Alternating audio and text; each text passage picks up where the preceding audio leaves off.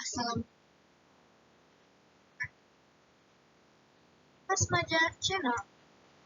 Kali ini akan bahas mengenai unsur seni rupa. Ini ya, seni budaya untuk 12 semester 1. Nah, unsur seni rupa.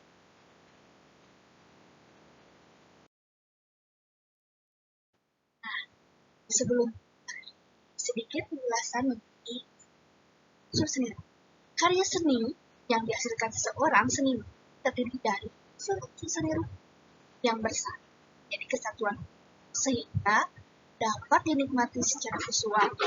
Unsur seni rupa tersebut titik, garis, bidang, ruang, warna, tekstur, dan gelap terang.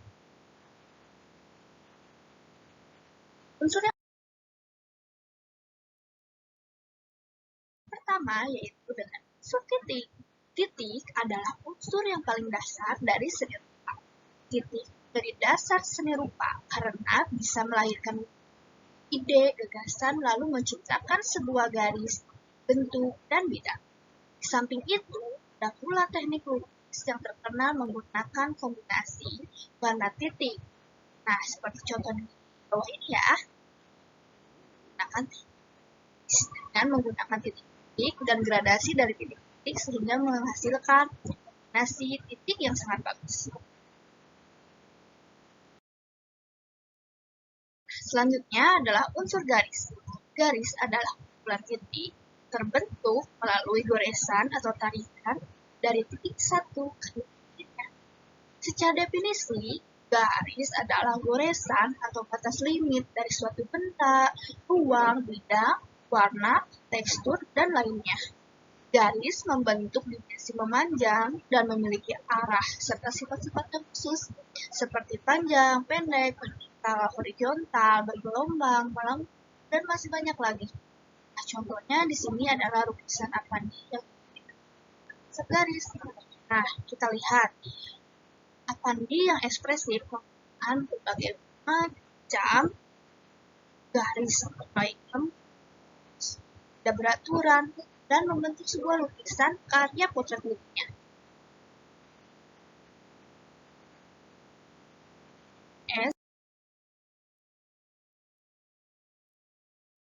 Selanjutnya adalah unsur bidang.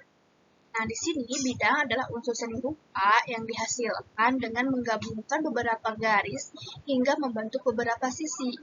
Bidang merupakan sisi kedua yang menentukan panjang serta lebar.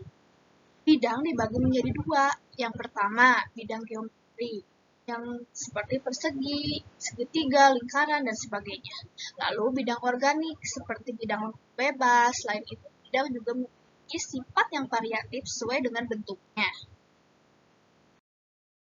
Nah, unsur selanjutnya adalah unsur bentuk. Nah, bentuk sendiri adalah unsur bidang yang akan menciptakan sebuah bentuk. Bentuk secara bahasa berarti bangun atau shape. Atau bentuk plastik atau form. Bangun adalah bentuk benda yang terlihat teratur,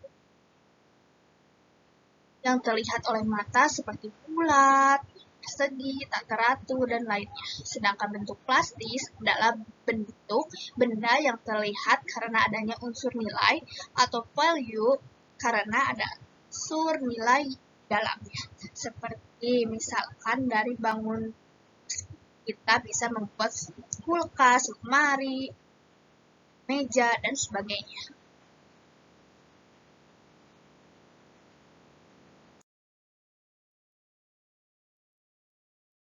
Selanjutnya adalah unsur ruang.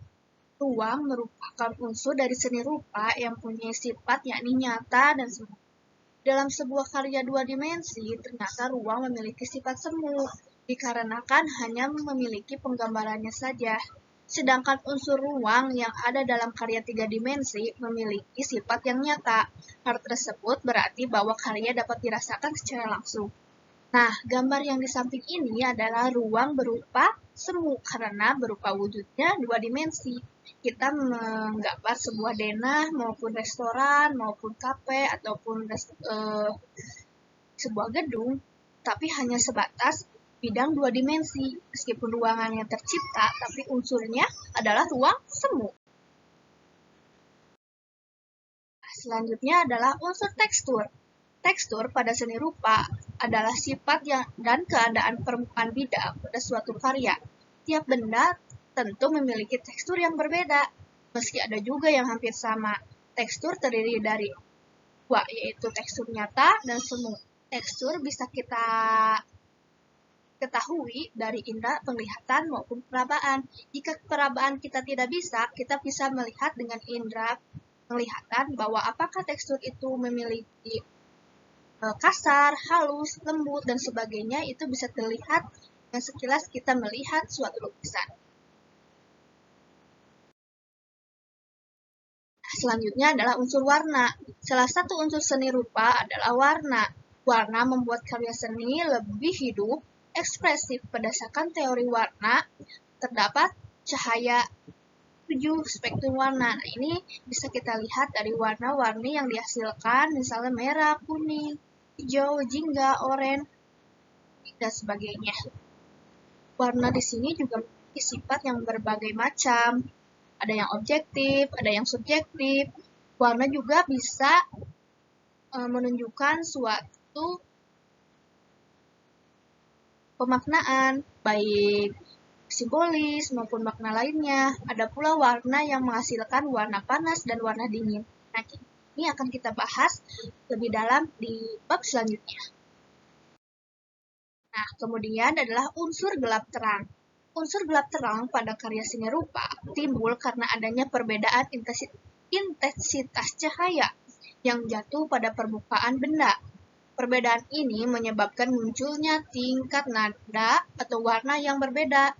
Bagian yang terkena cahaya akan lebih terang, sehingga yang terlihat kurang terang atau tidak terkena cahaya akan terlihat lebih gelap. Nah, bisa dilihat di lukisan ini, mana yang terkena cahaya dan mana yang tidak terkena cahaya, karena ada unsur gelap dan terangnya.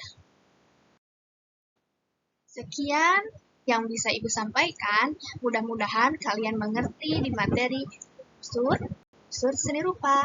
Assalamualaikum warahmatullahi wabarakatuh.